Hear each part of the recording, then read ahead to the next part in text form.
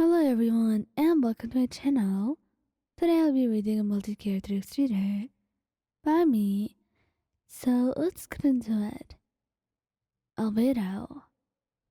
Albedo didn't have it hard when it came to asking for attention, whether it be verbally or in a roundabout way, through doing something impressive. After all, Albedo could do many impressive things just to steal your breath away. And then, just right then, he'd be able to look at no one but him. And wasn't that a success?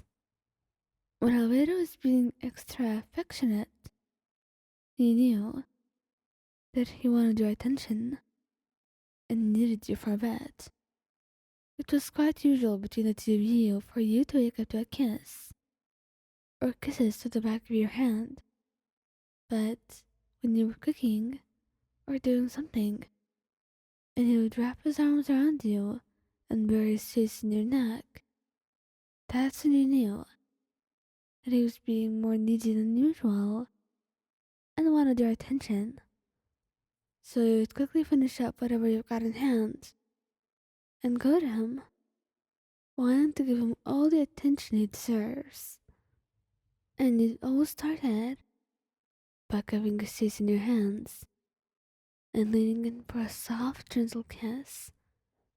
And when you pulled back, you'd see him, his expression relaxed, as his face rested in your hands. Your whole world, just in your tiny little hands. Venti, you were quite used to him being needy and also being rather annoying, but it was not difficult for him to voice his wants and needs. So that's when you'd usually end up doing something that was urgent and needed a lot of work, and Venti just shouting and screaming in the background as you to get done. Well, come on, I'm so bored, he would say like a child. Well, you would just be telling him to wait a little bit, to be more patient, and he would laugh at your annoyed huffs, finding them adorably funny, and sometimes you'd even end up singing loudly right next to you as you work on your stuff.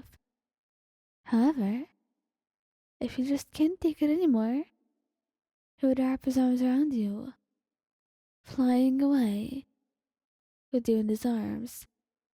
That way you could not escape his hugs. He would always end up laughing at you as you yelled at him, telling him you had to get back to work.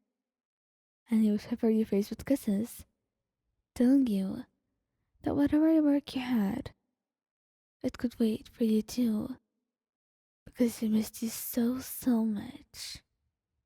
Kazuha. Kazuha was usually busy and had a lot to take care of, so he ended up with not a lot of time to spare and not a lot of time to spend with you. So he kind of missed that. But whenever he had free time, he would be sometimes overly clingy, perhaps as to compensate for lack of affection the past couple of days. And today was one of those days. He'd just wrap his arms around your waist and sit on his lap, the two of you reading a book.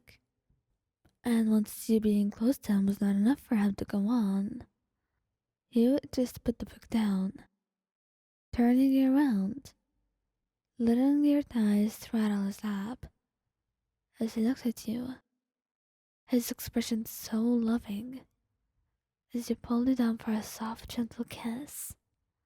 Well, I miss you so much. I'm sorry I keep leaving early. It's okay. It is. You've got nothing to worry about, Kazu. He smiled at the nickname, pulling you closer and letting your head rest on his chest as he stroked your hair, humming to you while you just wrapped your arms around him tighter. Scaramouche. Scaramouche had a hell of a lot to do, but he always made time for you. However, some days are really bad for Scaramouche, and felt as though the world hated him. And that's when he knew he needed you by his side. That's when Scaramouche would reach out to you and ask you to hold his hand as you worked. And sometimes even that would not be enough, and you would end up taking a break, telling you that you wanted to cuddle. Whenever Scaramouche had to ask you for anything, he seemed to get hesitant, his voice going quiet, and he felt unlike himself.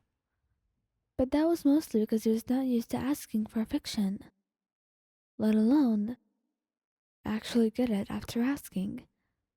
So it was weird for him.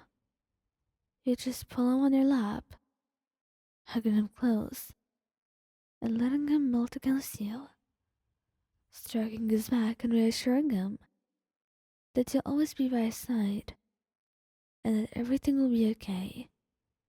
Because Scaramouche's largest worry in the world was you leaving him. So as long as the two of you were together, Scaramouche believed he'd be alright. Xiao had it difficult because he was too embarrassed usually, and he didn't know how to go mad at. But by now he had known how to read the subtle cues and know what he wanted. So he would usually be either a little bit too clingy, as in staying by your side more often than not, and also he would just be hesitant about everything, quiet, and he would seem more sulky than usual. And that's when he knew the child needed to recharge. And by recharge, he meant just cuddle with you for a little bit and forget about everything else in the world and relax. Because it seemed like Xiao had a lot of relaxing to do. It was almost worrying, to be honest, but you were glad you were there for him, because you were going to make sure that he relaxes for as much as he needs to. After all, your boyfriend deserved all the love in the world, and all the rest and relaxation he could get, and much more than that. He was so kind and gentle, and you knew that this was the least you could give him.